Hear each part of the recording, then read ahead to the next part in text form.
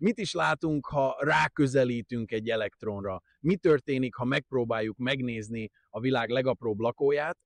Üdvözöllek a NetTanár csatornán. A mai napon egy igazi mikroszkopikus sztárról lesz szó, akit mindenki ismer, de valójában még soha senki sem látott igazán. Az elektronról. Vajon milyen lehet valójában ez a titokzatos részecske, ha elképzeljük, hogy hatalmas nagyítóval ráközelítünk? Létezik-e egyáltalán olyan, hogy valódi képe az elektronnak? Vagy csak egy tudományos szóbeszéd, amit a fizika könyvekben olvasunk? Tarts velem, és beszélgessünk erről a komment szekcióban is. Képzeld el, hogy az univerzum egy végtelenül izgalmas legóváros, ahol minden egyes kis építőelemnek megvan a maga szerepe, az elektronok pedig az egyik legapróbb, legfontosabb alkatrészek. Annyira kicsik, hogyha megpróbálnád elképzelni a méretüket, a gondolataid is összezsugorodnának, mint amikor a kelkáposzta főzés közben mindenki meglepődik, mennyire összeesik a zöldség. Na jó, az elektron még annál is sokkal kisebb.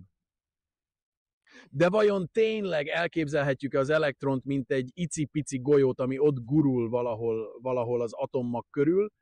Ez a kép annyira népszerű, hogy még a legmenőbb tudományos posztereken is ilyen bogyócskaként ábrázolják. De az igazság sokkal izgalmasabb, és egyben sokkal zarbaejtőbb is.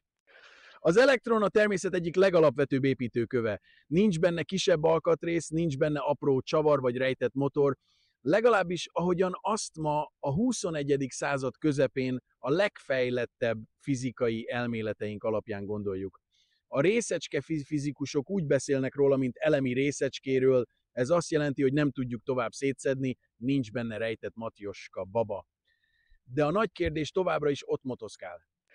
Ha minden energiánkat és összes létező mikroszkópunkat bevetnénk, vajon tényleg meglátnánk az elektront, vajon ki tudnánk mondani, igen, ez az így néz ki?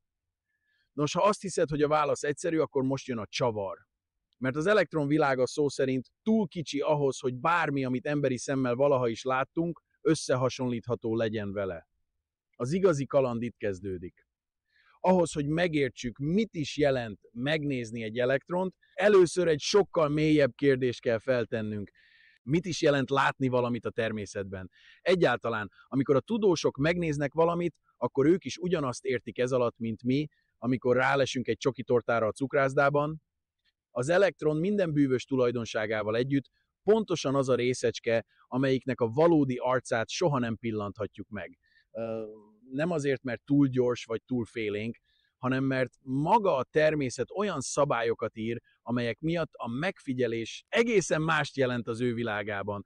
Ez a világ a valószínűségek, hullámok és furcsa itt is, ott is létezés birodalma. A következő fejezetben felfedjük, honnan ered az a kép, hogy az elektron csak egy kis golyócska, és miért annyira félrevezető ez az egyszerű hasonlat. Szóval, vajon tényleg meg tudjuk nézni az elektront? Gondold végig, mert amit most elkezdünk, az nem csak a fizika egyik legizgalmasabb kalandja, hanem talán az egész univerzum egyik legmélyebb titka is. Az elektron, mint alapvető építőkő, tényleg csak egy pici golyó, vagy valami egészen más? Miért gondolja mindenki, hogy az elektron egy kis golyócska, ami atommag körül kering, mint egy bolygó a nap körül? Ha szóba kerül az atom, szinte mindenkinek ugyanaz az egyszerű ábra ugrik be, középen ott a pici atommag, körülötte pedig néhány bogyószerű elektron, amik szépen keringnek, mint bolygók egy kicsi naprendszerben. Ezt a képet láttuk már a tankönyvekben, rajzfilmekben, sőt még a pólókon is.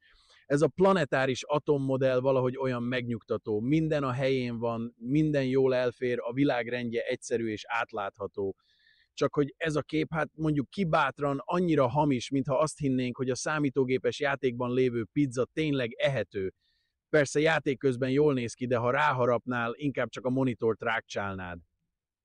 Az elektron ugyanis sokkal rejtélyesebb szereplő ennél. Az a gondolat, hogy egy pici, kemény gömbként létezik, a klasszikus fizika öröksége, amikor a tudósok még minden alkatrészt apró golyóknak képzeltek el. Ilyen volt például az 1910 körüli tudományos világ, amikor a híres Bohr-féle atommodell megszületett.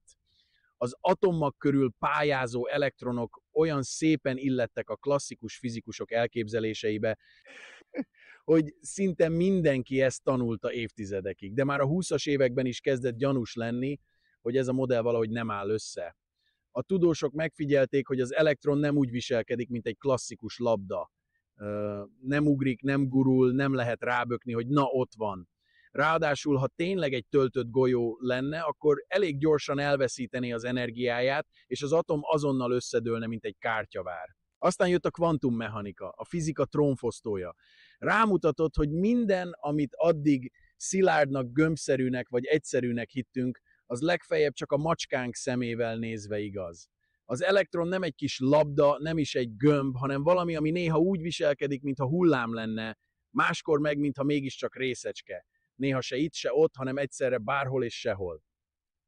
Mindez azt jelenti, hogy az a hétköznapi kép, amit az elektronról kialakítunk, pont annyira megtévesztő, mint amikor a távkapcsolót keressük, de végig ott volt a kezünkben. A tudomány azóta is folyamatosan próbálja kideríteni, hogy az elektron mit is akar mondani önmagáról. De ha nem kis gömb, akkor mi hogyan kell elképzelnünk?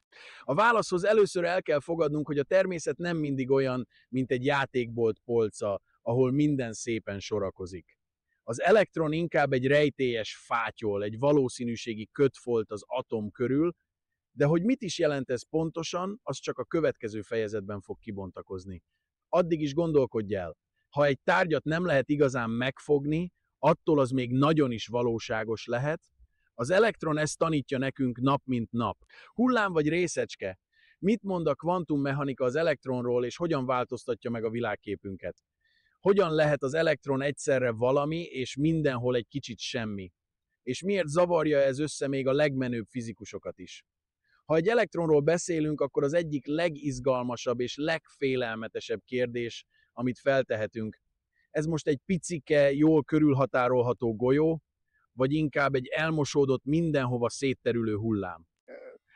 A válasz mindkettő és egyik sem. Hoppá! Ha most kicsit úgy érzed magad, mintha valaki egyszerre mondaná, hogy egy liftben lefelé és felfelé is utazol, az teljesen jogos. A klasszikus fizika világában minden dolog vagy itt van, vagy ott. De a kvantummechanika, az univerzum igazi szoftver frissítése teljesen új szabályokat ír. A kvantumfizika szerint minden részecske, így az elektron is, egyszerre részecske és hullám. A helyzet az, hogy az elektron létezését egy úgynevezett hullámfüggvénnyel írjuk le. Ez nem más, mint egyfajta ködös, elmosódott térkép arról, hol lehet az elektron, ha egyszer majd ránézünk. Képzeld el úgy, mint amikor valaki elrejti a kulcsát a lakásban, de mindenhol lehet egy kicsit, a hullámfüggvény azt mondja, melyik szobában van nagyobb esélyünk megtalálni. De egészen addig, amíg rá nem nézünk, nem lehetünk biztosak abban, hol van pontosan. Ez nem azt jelenti, nem tudjuk, hanem azt, hogy nincs is egyetlen konkrét helye. Az elektron nem csak ott van, ahol megnéznénk, hanem mindenhol, ahol lehet, legalábbis addig, amíg nem próbáljuk megmérni. Ha az elektron egy atomban van, akkor a hullámfüggvénye egyfajta felhőként terül szét az atommag körül. Ez a felhő nem egyenletes, hanem vannak benne sűrűbb és ritkább részek, pont úgy, mint a reggeli ködben a parkban. Ott van, de sehol sem foghatod meg teljesen. És most jön az igazi varázslat. Amikor egy kísérlet során megnézzük, hol az elektron, a hullámfüggvény egy pillanat alatt összeomlik, az elektron abban a pillanatban egy adott helyen lesz. De hogy hova kerül, az csak a valószínűségektől függ. Ez a furcsa viselkedés nem csak a fizikusokat borítja ki, hanem teljesen átírja azt is, amit valaha gondoltunk a valóságról. Mert amíg mi azt hiszük, hogy minden dolognak van egy pontos helye és szerepe, addig az elektron és barátai inkább úgy gondolják, hogy majd eldől, ha megnézed. Az elektron tehát egyszerre hullám és részecske, de valójában egyik sem a hétköznapi értelemben. Inkább egyfajta lehetőségörvény, amely folyton változik, amíg nem próbálunk ránézni. Ezért aztán, amikor arról beszélünk, hogy hogyan néz ki az elektron, a válasz már nem lehet olyan egyszerű, mint egy golyó vagy pöttya a papíron. A kvantummechanika világa furcsa, néha zavarba ejtő, de pont ebben rejlik a szépsége. Minden, amit biztosnak hittünk, hirtelen valószínűséggé változik, és az elektron ennek az egész történetnek a legravaszabb főszereplője. Gondoltad volna, hogy egy ilyen pici részecske képes ekkora kalamajkát okozni a valóság fogalmában? Mi történik, ha igazán közel megyünk? Miért nem láthatjuk soha tisztán az elektront, és mit jelent a hullámfüggvény összeomlása? Miért van az, hogy minél jobban rázómolunk az elektronra, annál kevésbé látunk bármit is? Vajon tényleg elbújik előlünk a természet egyik legalapvetőbb részecskéje? Képzeld el, hogy egyre erősebb nagyítókat használsz. Először még talán egy atomban vagy, aztán egyre beljebb, egyre mélyebbre mész. Abban bízol, hogy egyszer csak ott lesz előtted az elektron, mintha egy pici labdát bámulnál a mikroszkóp alatt. De ahogy növeled a nagyítást, valójában egyre ködösebbé válik minden. Mintha ahelyett, hogy jobban látnád, csak egyre elmosódottabb foltokat, hullámokat vagy vibráló árnyékokat kapnál. Ez nem a készülék hibája, nem is a tudósok bénasága, hanem a természet egyik legmélyebb szabálya, amit Heisenberg-féle bizonytalansági elvnek hívnak. Ez az elv azt mondja ki, hogy bizonyos dolgokat egyszerre nem lehet tökéletesen tudni. Ha nagyon pontosan akarod megmondani, hol van az elektron, akkor annál kevésbé tudod majd, hogy milyen a sebessége. És fordítva, ha a sebessége nagyon pontos, akkor a helye lesz ködös. Ez olyan, mintha mindig választanod kéne, vagy azt tudod, merre megy a biciklis a városban, vagy azt, hogy épp melyik utcában van, de a kettőt sosem egyszerre. Ezért hiába minden nagyítás, hiába a legmenőbb labor, az elektron valahogy mindig kicsúszik a szemünk elől. Amikor pedig ténylegesen megnézzük, vagyis elvégezzük a mérést, a hullámfüggvény egy pillanat alatt összeomlik egyetlen lehetőségre. Ott lesz valahol, de hogy pontosan hol, az csak a valószínűség mondja meg. De van itt egy másik trükk is. A megfigyelés szó nem csak azt jelenti, hogy nézegetjük egy nagyítóval. Minden mérés, minden kölcsönhatás, amikor egy elektron összeütközik egy fénysugárral, vagy elkapja egy másik részecske, már maga is megváltoztatja az elektron viselkedését. Olyan ez, mintha a szélcsendben próbálnád megmérni a tó tükrét egy kő bedobásával. Abban a pillanatban, ahogy megérinted, már el is rontod a képet. Minél pontosabban akarunk zoomolni, annál több energiát kell bevetnünk, vagyis egyre nagyobb lendülettel ütjük meg az elektront, és ez a folyamat maga is kibillenti abból a kényes egyensúlyból, amiben éppen volt. Végső soron az elektron világa egyszerre meghökkentően egyszerű és zavarba ejtően bonyolult. Ott van, ahol lehet, de sosem láthatod igazán. A hullámfüggvény összeomlása azt üzeni, hogy a természet nem szereti, ha túl közelről bámuljuk a titkait, és ha jobban belegondolsz, talán mindannyian egy kicsit ilyenek vagyunk. Minél jobban próbálnak beskatujázni minket, annál inkább elmosodunk a saját útjaink között. Ez az elv vezet el bennünket a fizika egyik legmélyebb paradoxonához. Amit keresel, az mindig elillan, ahogy közelítesz hozzá. Az elektron sosem hagyja magát teljesen felfedni, és pont ebben rejlik a varázsa. Mi történik a klasszikus fizikában? Hogyan képzelték el az elektront régen, és miért ütköztek furcsa paradoxonokba a tudósok? Mi lenne, ha tényleg kis gömbként ragasztanánk össze az elektron töltését? Vajon mit mondana erről a jó öreg klasszikus fizika? Képzeld el, hogy visszarepülsz az időben, mondjuk a 1910-es évekbe, amikor a fizikusok még abban hittek, hogy minden, ami kicsi, az olyan, mint egy parányi biliárdgolyó.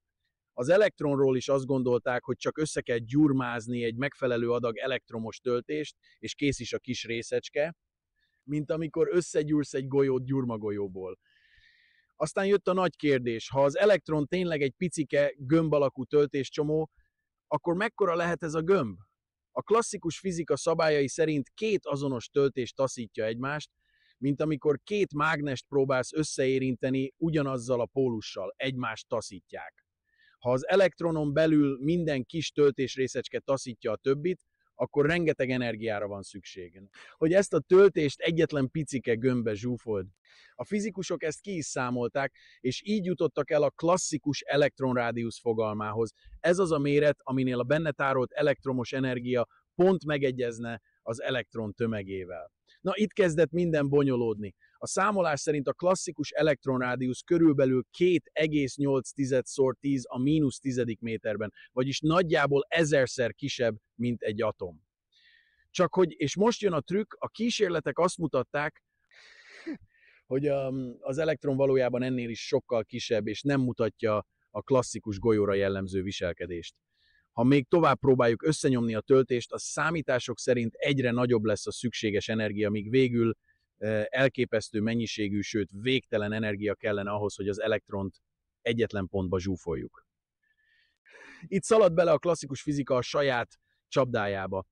Ha mindent a régi szabályok szerint nézünk, akkor vagy elképzelhetetlenül nagy, vagy egyenesen végtelen lesz az elektrontömeg, ami persze teljes képtelenség. Ha az elektron valóban csak egy töltött labda lenne, már rég szétrobbant volna, vagy legalábbis nem úgy működne, ahogy a világban látjuk.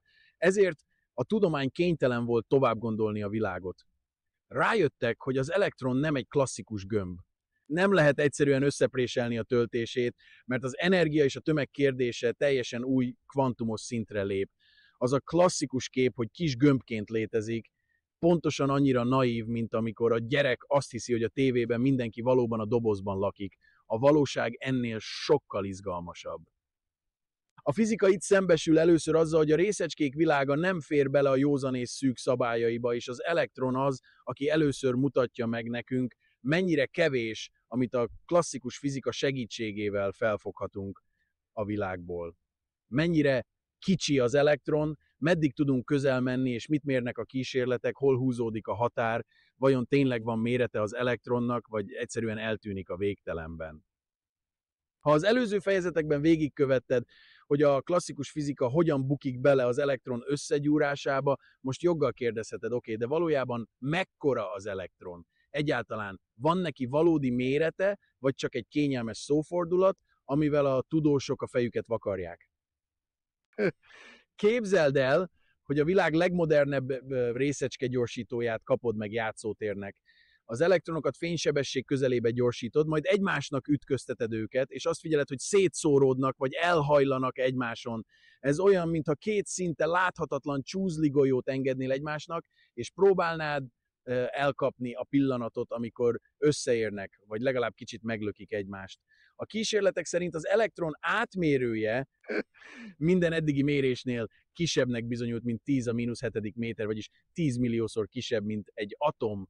Ráadásul minden egyes új mérési módszerrel csak tovább zsugorodik, mintha természet sportot űzne abból, hogy kifolyjon, hogy kifogjon a fizikusokon.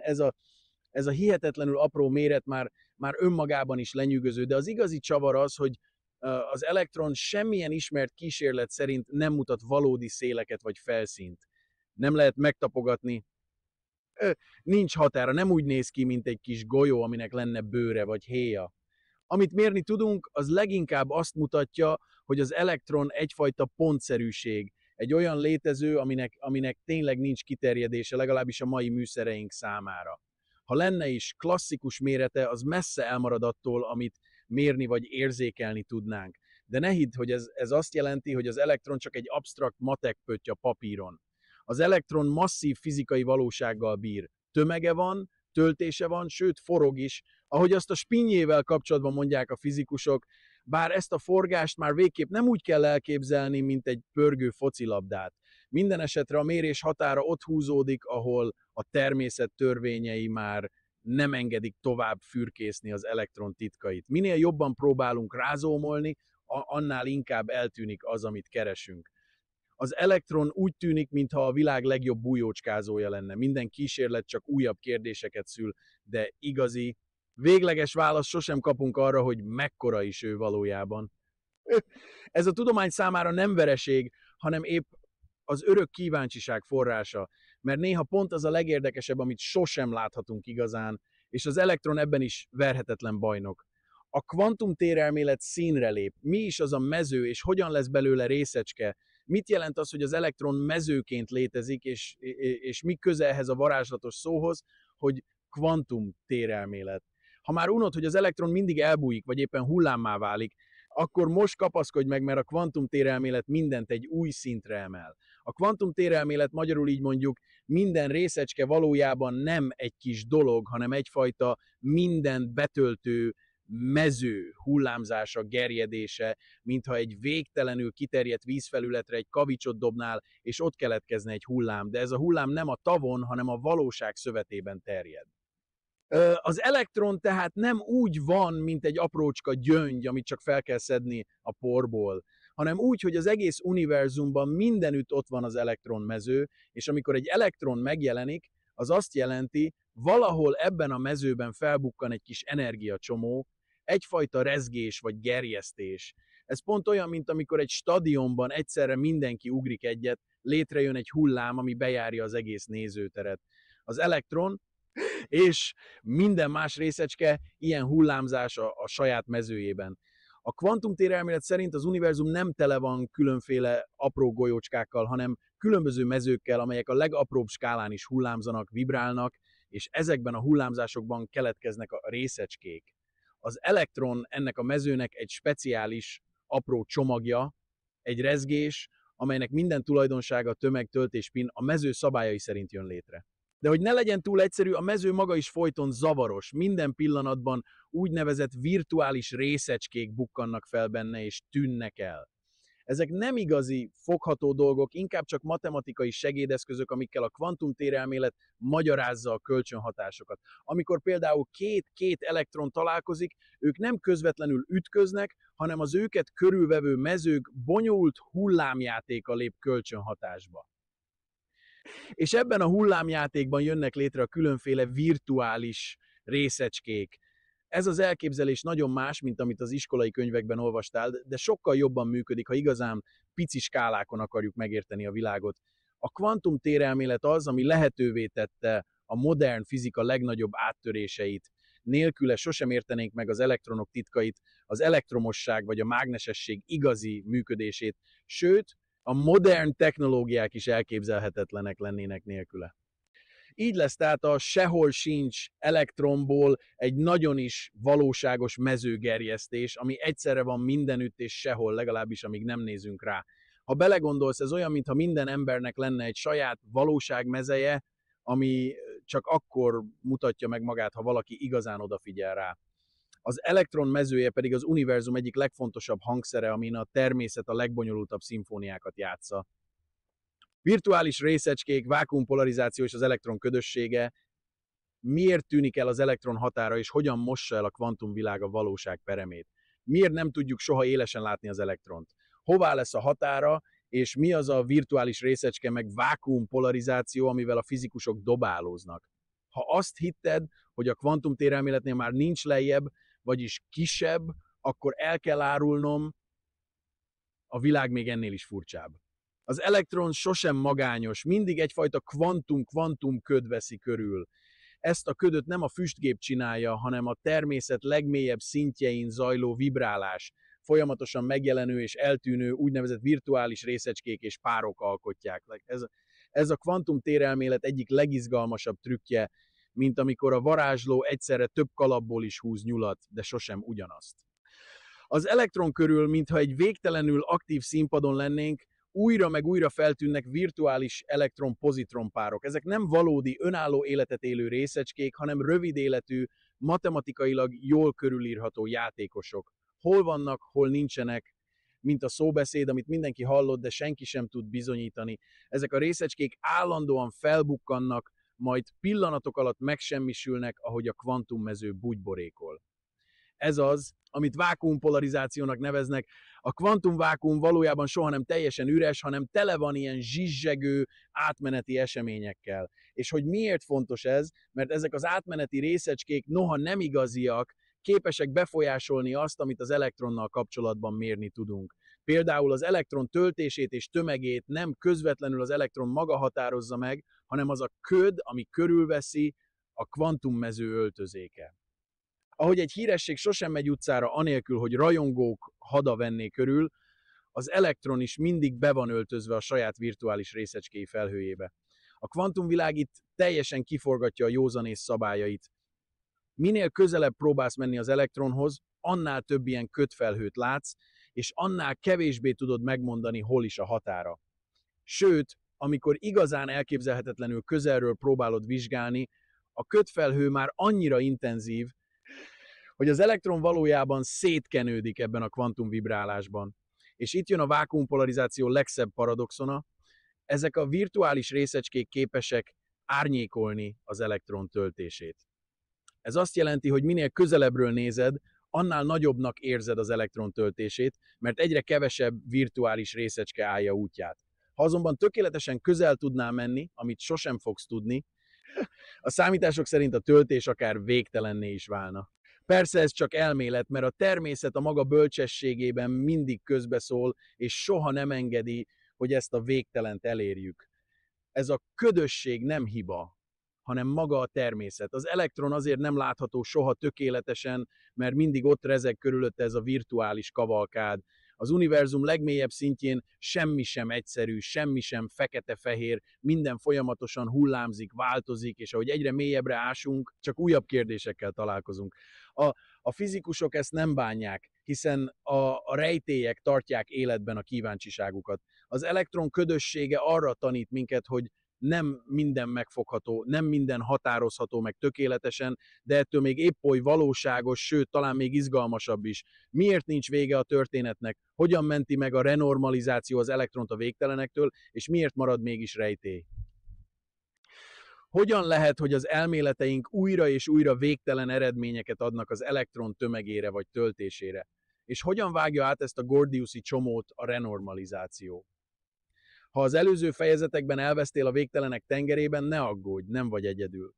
Amikor a tudósok igazán közelről próbálták leírni az elektron minden tulajdonságát, azt találták, hogy a kvantummező elmélet számításai gyakran olyan abszurd végeredményekhez vezettek, mintha azt mondanánk, az elektron tömege végtelen. Ez olyan, mint amikor azt próbálnád kiszámolni, hány csillag van a mennyországban, de mindig csak egyre nagyobb számot kapsz, sosem érsz a végére. A kvantumtérelmélet szerint az elektron töltése és tömege nem csak a csupasz elektrontól származik, hanem attól a kaotikus, virtuális részecskékből álló kötfelhőtől is, ami körülveszi. Minél mélyebbre ásol, annál inkább beleütközöl abba, hogy ezek a felhők hozzáadnak a töltéshez és tömeghez, sőt matematikailag végtelenül is megnőhetnek. Ez igazi rémálom volt a fizikusok számára, olyan, mint amikor egy banki kamatos kamat elszabadul, a végén csak egy elvi, sosem elérhető szám marad.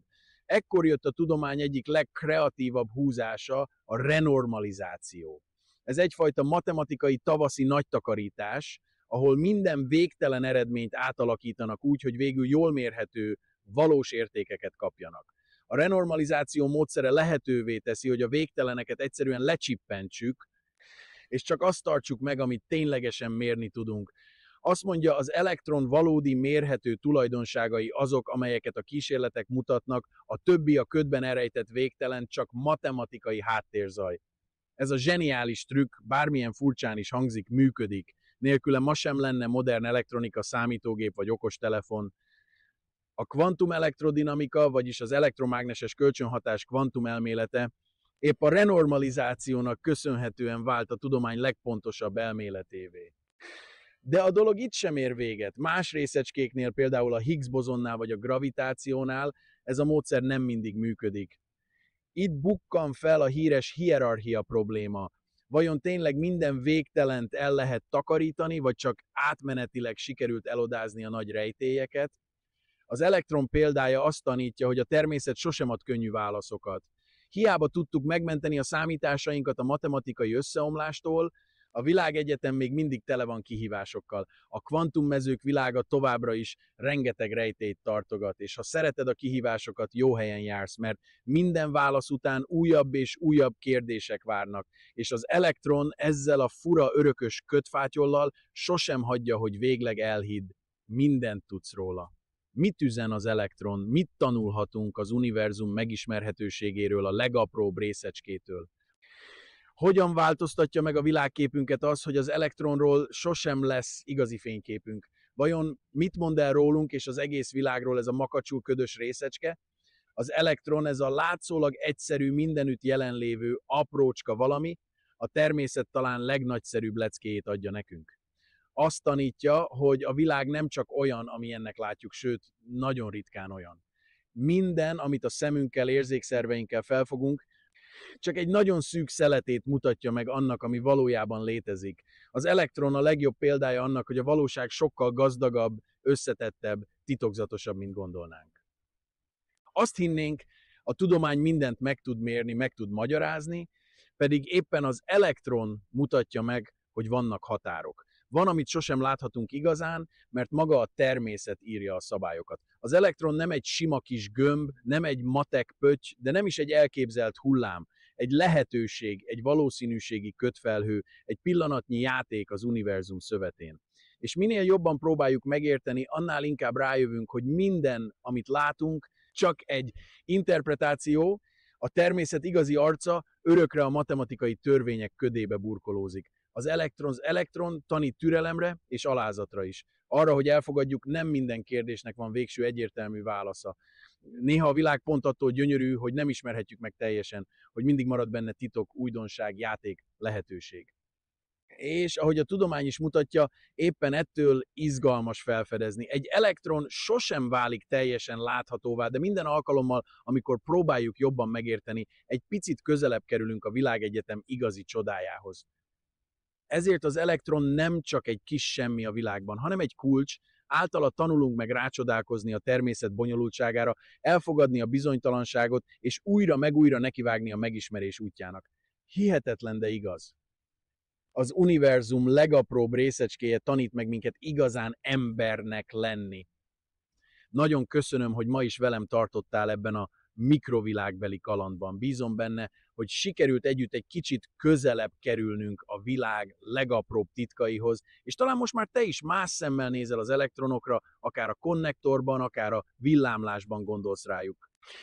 Ha van kérdésed, észrevételed, vagy csak megosztanád a saját gondolataidat az elektronok világáról, írj bátran a komment szekcióba. Nagyon kíváncsi vagyok a véleményedre, és szeretek új nézőpontokat hallani, szóval bátran csatlakozz a beszélgetéshez. Ha úgy érzed, hogy szeretnél még több hasonlóan izgalmas tartalmat hallani, és támogatnád a csatorna fejlődését, akkor csatlakozz a NetTanár közösségéhez, legyél tag. Így extra tartalmak és közös gondolkodás is vár, és persze ne felejts el feliratkozni, valamint megnyomni a harangikont, hogy elsőként értesülj az új adásokról. Ha tetszett ez az epizód, nézz bele bátran a többi podcastba is, rengeteg érdekesség vár még rád a tudomány világából, mert a kíváncsiság nem ér véget egyetlen kérdésnél, csak újabb és újabb csodákhoz vezet. Találkozzunk a következő videóban. Addig is maradj kíváncsi, és fedezd fel a világ csodáit!